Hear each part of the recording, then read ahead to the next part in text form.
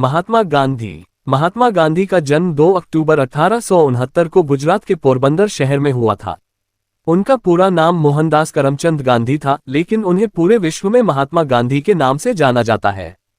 उनके पिता करमचंद गांधी पोरबंदर के दीवान प्रधानमंत्री थे और उनकी माता पुतलीबाई एक अत्यंत धार्मिक और परोपकारी महिला थीं। गांधी जी का पालन पोषण एक ऐसे परिवार में हुआ जहां हिंदू और जैन धर्म की शिक्षाओं का गहरा प्रभाव था, और इसी का परिणाम था कि बचपन से ही सत्य, अहिंसा और सादा जीवन जीने का सिद्धांत उनके जीवन का अभिन्न हिस्सा बन गए। गांधी जी की प्रारंभिक शिक्षा पोरबंदर और राजकोट में हुई। बाल्यकाल में वे एक सामान्य विद्यार्थी थे और कभी भी अत्यधिक मेधावी नहीं माने जाते थे, लेकिन उनकी सादगी और ईमानदारी उनके व्यक्तित्व की विशेषताएं थीं।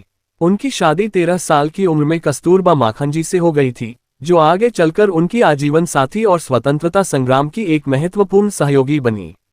इंग्लैंड की यात्रा और वकालत। महात्मा गांधी ने 1888 में वकालत की पढ़ाई के लिए इंग्लैंड का रुख किया। उनके परिवार ने उन्हें इस यात्रा की अनुमति दी, हालांकि इस निर्णय पर समाज में मिश्रित प्रतिक्रियाएं थीं। इंग्लैंड में उन्होंने कानून की पढ़ाई की और 1891 में वकील की उपाधि प्राप्त की। कानून की पढ़ाई के दौरान वे अंग्रेजी सभ्यता और समाज से प्रभावित हुए, लेकिन अपने भारतीय मूल्यों को कभी नहीं भूले। वे शाकाहारी बने रहे और सादा जीवन जीने का अभ्यास किया। भारत लौटने के बाद गांधी जी ने मुंबई में वकालत शुरू की, लेकिन उन्हें ज्यादा सफलता नहीं मिली। उनके कार्यक्षेत्र में असफलता के बाद उन्हें दक्षिण अफ्रीका में काम का एक प्रस्ताव मिला, जिसे उन्होंने स्वीकार कर लिया और 1893 में दक्षिण अफ्रीका चले गए। दक्षिण अफ्रीका में संघर्ष की शुरुआत। दक्षिण अफ्रीका की यात्रा गांधी जी के जीवन का एक महत्वपूर्ण मोड़ साबित हुई। वहां भारतीय समुदाय के साथ हो रहे भेदभाव ने उनके जीवन की दिशा को बदल दिया। एक बार प्रथम श्रेणी के टिकट होने के बावजूद उन्हें केवल इसलिए ट्रेन से नीचे उतार दिया गया क्योंकि वे भारतीय थे। इस घटना ने उनके भीतर गहरे असंतोष को जन्म दिया। गांधी जी ने दक्षिण अफ्रीका में भारतीयों के अधिकारों के लिए संघर्ष शुरू किया। यहीं पर उन्होंने अपने सत्याग्रह और अहिंसा के सिद्धांतों का विकास किया।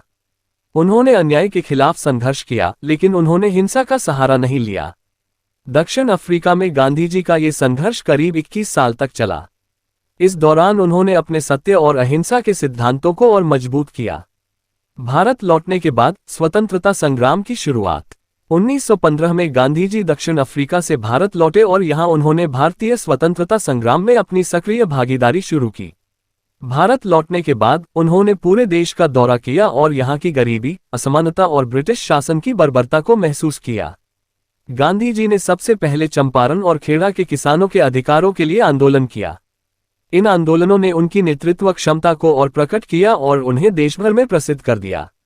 असहयोग आंदोलन। 1920 में गांधी जी ने असहयोग आंदोलन शुरू किया। उन्होंने ब्रिटिश सरकार के खिलाफ असहयोग की घोषणा की और भारतीयों से अपील की कि वे ब्रिटिश शासन के खिलाफ शांतिपूर्ण विरोध करें। गांधी जी ने देशवासियों से विदेशी वस्त्रों का बहिष्कार करने और स्वदेशी वस्त्रों को अपनाने की अपील की। असहयोग आंदोलन में भारतीयों ने बड़ी संख्या में भाग लिया और यह आंदोलन ब्रिटिश शासन के खिलाफ एक जन आंदोलन बन गया।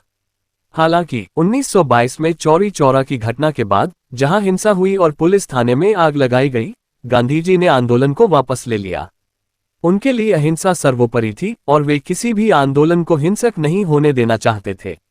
नमक सत्याग्रह और दांडी यात्रा। 1930 में गांधी जी ने ब्रिटिश सरकार के नमक कर का विरोध करते हुए दांडी यात्रा शुरू की। ये यात्रा 12 मार्च 1930 को अहमदाबाद के साबरमती आश्रम से शुरू होकर 240 मील दूर दांडी के समुद्र तट पर समाप्त हुई। इस यात्रा का उद्देश्य था ब्रिटिश कानून का उल्लंघन कर अपने हाथों से नमक बनाना।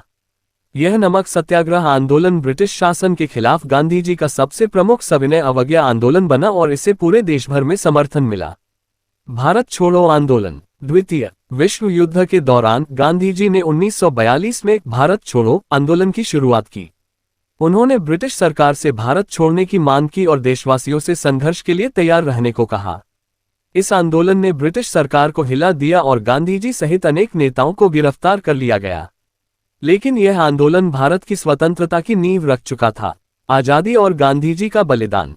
15 अगस्त 1947 को भारत स्वतंत्र हो गया। गांधी जी के नेतृत्व में भारतीय स्वतंत्रता संग्राम की यह सबसे बड़ी विजय थी। लेकिन स्वतंत्रता के तुरंत बाद देश में हिंदू मुस्लिम दंगे शुरू हो गए, जो गांधी जी को बेहद दुखी कर रहे थे। वे लगातार शांति और सांप्रदायिक सौहार्द के लिए प्रयासरत रहे। 30 जनवरी 1948 को नाथूराम गोसे नामक एक व्यक्ति ने नई दिल्ली के बिरला हाउस में गांधी जी की गोली मारकर हत्या कर दी। उनकी मृत्यु ने न केवल भारत को बल्कि पूरे विश्व को शोकाकुल कर दिया। गांधी जी की विरासत। महात्मा गांधी का जीवन सादगी, सत्य और अहिंसा का प्रतीक था। उन्होंने अपने जीवन में कभी भी हिंसा का सहारा नहीं लिया और अपने सिद्धांतों पर अडिग रहे। उन्होंने भारत को स्वतंत्रता दिलाने में महत्वपूर्ण भूमिका निभाई और उनके विचार आज भी पूरे विश्व में प्रेरणा का स्रोत हैं। उनका बलिदान और उनकी शिक्षाएं आज भी हमें सच्चाई और न्याय के मार्ग पर चलने की प्रेरणा देती हैं। गांधी जी की मृत्यु के बाद भी उनके सिद्धांत और शिक्षाएं जीवित हैं। अहिंसा का उनका सिद्धांत न केवल भारत में बल्कि पूरी दुनिया में शांति और स्वतंत्रता के आंदोलनों के लिए प्रेरणा का स्रोत बन चुका है।